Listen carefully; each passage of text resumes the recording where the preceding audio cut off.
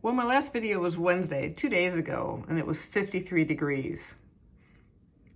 And now the snow's back.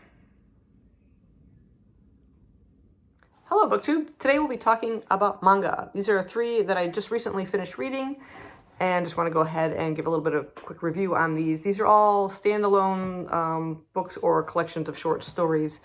You'll see stickers on the covers of them. These are because I borrowed these from work and I have to return them.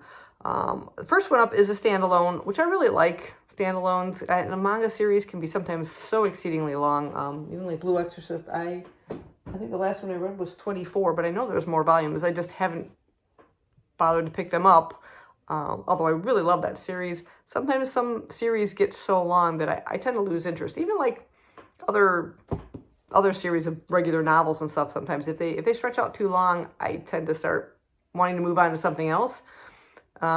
But it has to be really, really good to grab my attention. But anyway, I love the standalones, and I was drawn to this one. This is Harus Curse by Asuka Kanishi, and it's put up by Vertical Comics. I was kind of drawn to the artwork, particularly on the cover. Very long, striking, thin bone characters, their facial features. It's just a little bit different style. And this one features Natsumi and her younger sister, Haru, and they are exceedingly close. They live with their father, their stepmom, and a younger brother. The brother's much younger, so they don't really have too much to deal with it. It's always been about the two sisters. Their bond is very tight. Natsumi absolutely loves her sister, as described on here. As Haru is like her whole world. It's a bond that, to the point where Natsumi hasn't ever had like a relationship of her own.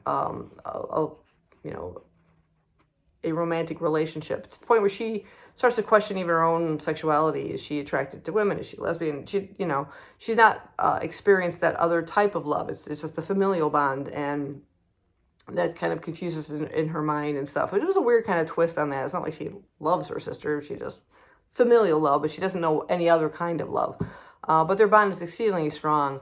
One day, a woman comes to the house, bringing this young man here, Togo. They come from a very rich family. Her family was at one time very well known, very rich. They've fallen on harder times, but they're like an old family name that is very well respected. And this mother wants to kind of attach her son to the daughter to create that bond with that name. And she sees Haru as a better match for her son Togo. They're apparently very much alike. And so they create they become engaged, and that kind of creates a bit of a, separation between her and her sister. But as the story opens up right at the very beginning, Haru has died at 19 from cancer. And Togo approaches Natsumi, and she's kind of not surprised. She's figuring the family wants to continue to somehow join their two families together, and they start dating. It's an awkward situation. There's this constant memory, this voice in her head, this feelings of guilt that she is now dating her late sister's fiance. And it's interesting because he's never really kind of followed his own path. Whatever his family said in terms of what school he went to, what he studied, what business he would be going into, and then who is he going to be married. He hasn't made his life his own. Same as kind of Natsumi. She's always been so bonded with her sister. And then, of course, when her sister started to become ill, she started focusing where her career would be in terms of how she could help her sister with what she would be learning in school and for nutrition and things like that. And so it's sort of about relationships as well as the different types of love, familial love, and also about kind of learning to make your own life, make your life your own and stuff. There's weird situations where as they begin dating, she agrees to do this on the condition that he kind of takes her to all the places that he went with her sister, which weren't very long because, this relationship didn't get a chance to really go for very long before she became ill. And you can imagine how awkward that is for him, having been to all these places and now having lost her and stuff like that. But you see this kind of relationship and how they both kind of come to see who that other person is, and seeing this bond develop. But it was interesting. I like the artwork. At times it's kind of weird, like some of the These side views, they're like, they almost seem like they're flat, you know? It's like I said, it's a different kind of look to it. There are times when, I'd have to say Togo was difficult to read. He's very emotionless for the most part. As much as he thought at first Natsumi was, he seems very much like a blank all the time. And it takes a while to really kind of get to know these characters. Overall, I enjoyed it. Wouldn't be like top of my list one, but if you're looking for kind of an interesting twist on the development of a romance and kind of slice of life type thing, definitely check it out. But that's what the curse is. It's not like a ghostly curse. It's more just this kind of feeling of guilt of moving on in these relationships, you know, where a person is now missing. Best way I could describe it. The next one I was drawn to right off the bat by the title, and you'll know what I mean when I show it to you, and then also the artwork on the cover. And this is a complete manga collection too, which I really, like I said, I really like. And it's, I'll show you the spine because it's easier to see, but it's, I Want to Eat Your Pancreas. I mean, come on, you see a title like that, you're like, what? There's the cover. And like I said, this artwork just drew me with these two characters and all these cherry blossoms and everything, and described as a bittersweet romance. This is put out by Seven Seas Entertainment. One complete collection. And I saw on the back here, it looks like they may have also done an anime on this too. Aniplex, I guess, put it out. So yeah, so that's apparently an anime as well. I don't generally watch anime, I just kind of read manga. But yeah, I was drawn to this one mainly because of the title. And it is a relationship between our main character, Yamauchi Sakura, that's the young girl, and the boy, pretty much until the very end of the book, remains unnamed, and you'll find out why. So I'll just refer to him as the boy in my review here. But they are both classmates, but the boy is very introverted. He keeps to himself. He's in his own little world. He's not part of the world, it seems like. He's always just going about doing his own thing. Most people just kind of ignore him. And then one day he is in the hospital as like a follow-up tests and things for a procedure that he had done. He's fine. But he stumbles across this diary. It's called Living with Dying. And he starts flipping through it. And all of a sudden this girl walks in, Sakura, and sees him reading it. And he comes to realize that this is her actual diary of her describing as she is suffering from terminal pancreatic cancer. And so now they have this shared secret. She's never told anybody outside of her family. None of her even closest friends know that she has this terminal disease. And now she has this boy who knows her secret and is someone who she can talk to without someone getting like all emotional or seeing pity on their face every time. And he's sort of like kind of yanked out of his like introverted world into hers now, unwillingly at first. And she drags him to all these places and stuff, the things that she wants to do, you know, before she can no longer do anything. And it's weird because it's like, it's something they both kind of need in their lives. She needs this person that she can just be open with and just say what comes in her head and not having them all start crying and everything like that. And he needs her in terms of pulling him out of a shell and realizing there are things in the world that he may need, a friendship, you know, a confidant himself, and someone to experience life with. Just he's never really been living. He's been stuck in his room and just reading, and it was interesting seeing how this developed. The whole thing about I Want to Eat Your Pancreas is she had read something where she describes it as so I can read it. She said, "What are you, a cannibal now?" She said, "No, I read back in ancient times that if an internal organ or something was diseased, the sick person would eat the matching part from an animal." So that's where this weird kind of phrasing comes up. But it was absolutely beautiful how this relationship sort of develops, and the her best friend. It's like all these other people suddenly become aware of the boy. All the other classmates, all her friends. She's a very bubbly kind of personality. She has a lot of people surround her. Everybody loves her. And now all of a sudden she's hanging out with this guy. And they're like, you know, what is it with you? Are you guys dating? And it's like he just kind of doesn't answer. But it's like he's become a focal of attention, which is, you know, for an introverted person is not fun. But I like the way the whole story flowed. It's a very emotional, gut-punching end. It didn't end quite how I anticipated. The author does kind of, or the mangaka rather, also kind of throws you a twist that, you know, you don't see coming.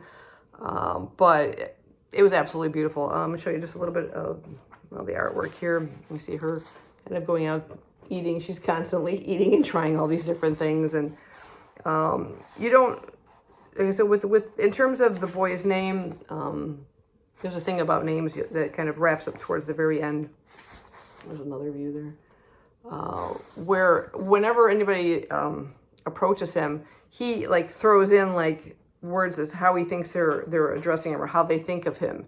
So it's like, you know, hey, and then it, like introverted, quiet, whatever boy, you know, that's like how he's feeling he's being addressed, or whatever, you know, creepy something or other.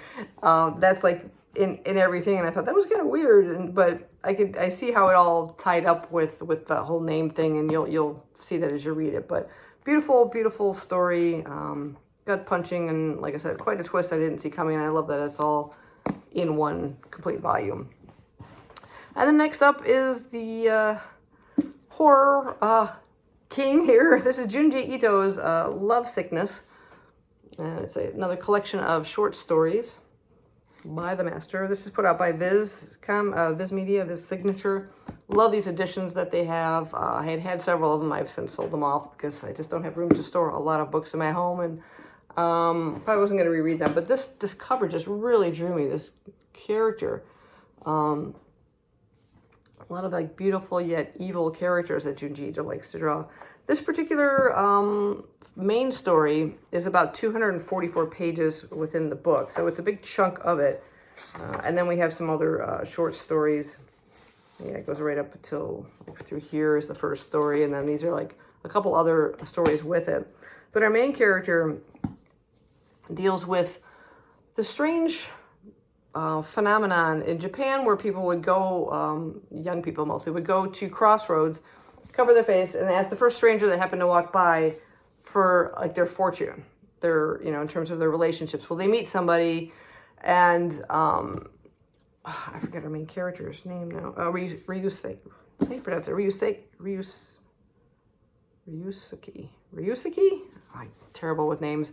But he's our main character, Ryusuke, and when he was younger, he used to live in this town and moved away, and has since come back. And there's something that he has felt very guilty over for a long time. Apparently, he was really mad about something one day running down the street when he encountered one of these crossroads people asking for a fortune, and he said something kind of cruel to that person, who then later committed suicide.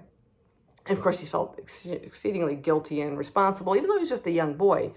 But now apparently this phenomenon has been going on, and people have been encountering this beautiful boy in all in black, and he ends up giving these people pretty cruel fortunes, and this phenomenon is continuing where they are then committing suicide. But it's like people are just obsessed with this. They keep doing this, and he's suddenly trying, you know, throughout the story to try and track down this person to stop them, to somehow, you know, make amends for, you know, the suicide that he sort of caused inadvertently when he was younger. But again, he does a master of just these fog-shrouded scenes and this mysterious character coming out of the fog. Oh, where's this? Yeah, here's this character kind of passing by. He sees this, you know, figure. Oh, I see. Yeah, this is just like pretty gruesome scene. So he just carries that horror so well. There's just sort of feeling of dread, but it's like this obsessiveness that of people within his stories, where then it starts out with a few, and then it just builds to like the entire kind of town type situation. The next story is about a strange family. Yeah, the strange Hikazuri. I can't read that. Anyway, it's about this strange family here, and it made me think of almost like I don't know, like the monsters. Here's like these kind of creepy looking characters and then a couple of siblings that are just pretty standard looking.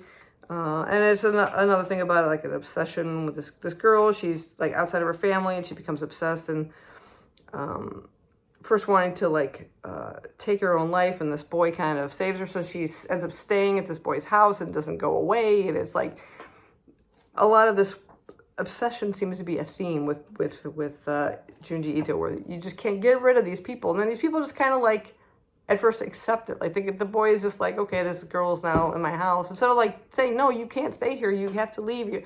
No, he just kind of puts up with it for a while until she kind of disappears. But then the family kind of thinks that this is wrong, she shouldn't have been there, and wants to take revenge on the family, on the boy, and it just gets really, really twisted.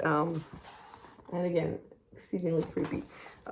There's another short story about a phantom pain. That was really interesting because, you know, like if someone has like a limb that's been cut off, they have that feeling that pain is still there. Well, this is a phantom pain that one person is experiencing, but it's outside of their body. They feel it within like the home that they're in, and trying to like stop this pain from happening. It was a very interesting kind of twisty story.